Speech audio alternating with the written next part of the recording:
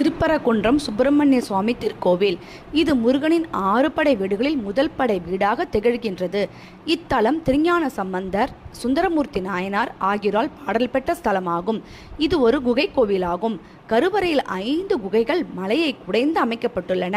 மூலஸ்தான கருவறையில் இறைவன் சத்தியகிரீஸ்வரர், பவளக்கனிவாய் பெருமாள் மகாலட்சுமி தாயாருடனும், கற்பக விநாயகர் தாமரை மலரில் அமர்ந்த நிலையில் கையில் கரும்பும் மோதகத்துடனும், விஷ்ணு துர்க்கை கைகளில் சங்கு சக்கரத்துடன் மகிஷாசுர மர்தினியாகவும் நின்ற கோலத்திலும் ஆகிய 5 தெய்வங்களும் ஒருங்கே அமைந்து அருள்பாலிக்கின்றனர்.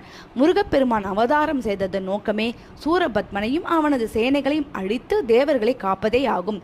அவ்வண்ணமே முருகப்பெருமான் அவதாரம் செய்து சூரபத்மன் உடனான அசுரர்களை அழிக்க வீரபாகு உள்ளிட்ட நவ வீரர்களுடன் சேனைகளுடனும் சஷ்டி தினத்தன்று அருள்மிகு சக்தியின் திருக்கைவேல் பெற்று சூரபத்மனை வதம் செய்து அவனை மயிலும் சேவலுகுமாக்கி மயிலை வாகனமாகவும் சேவலை கொடியாகவும் ஏற்றுக்கொண்டருளினார். இதனால் மகிழ்ச்சியடைந்த இந்திரன் தன் மகளாகிய தெய்வ யானையை திருமணம் செய்து கொடுக்க விரும்பினார். இதன்படி முருகன் தெய்வ யானை திருமணம் இந்த திருப்பரங்குன்றத்தில் நடந்தது.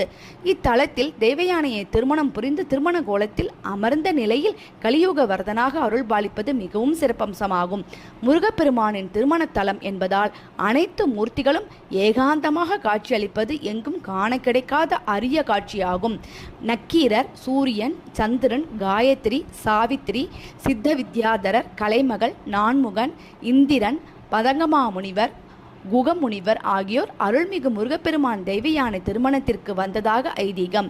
அவர்கள் அனைவரின் திருவுருவங்களும் மூலஸ்தானத்தில் அமைந்திருப்பதால் மேற்படி தெய்வங்களை பக்தர்கள் வணங்கி அனைத்து தெய்வங்களின் அருளை பெற்று செல்வது எங்கேயும் காண கிடைக்காத அரிய காட்சியாகும். ஆனாலும் அந்த உருவம் படைப்பு சிற்பமாக இருப்பதால் ஞானத்தின் அடையாளமாக கருதப்படும் வேலுக்குத்தான் இங்கு அபிஷேக ஆராதனைகள் நடைபெறுகின்றன. இக்கோவிலில் பங்குனி உத்திரம், தைப்பூசம், கந்தசஷ்டி போன்ற விழாக்கள் சிறப்பாக கொண்டாடப்படுகின்றன.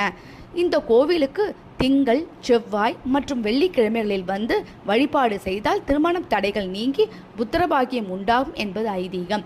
இத்திருக்கோவில் காலை 5 மணி முதல் 1 மணி வரையிலும், மாலை 4 மணி முதல் 9 மணி வரையிலும் திறந்திருக்கும்.